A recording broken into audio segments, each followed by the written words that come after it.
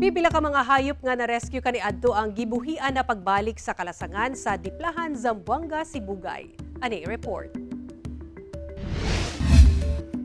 Daw nakabati o kagawasan kining sawa nga gibuhian sa kalasangan sa barangay Ginoman, Diplahan, Zamboanga, Sibugay adlaw Miyerkules. Ingon man kining yellow-headed water monitor lizard nga naglangoy-langoy sa tubig human gipagawas gikan sa hawla. Abtik sab milupad kining Philippine hanging parrot kon kolasisi. Nagsaba-saba-sab kining Philippine serpent eagle samtang nagbatog sa usa ka kahoy.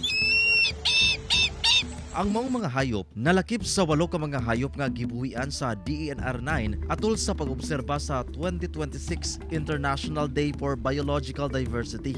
Kining human ang pipila ka bulan nga rescue and rehabilitation niini. Gihimug-atan sab sa DENR nga ang pagtinabangay bisan gikan sa local level.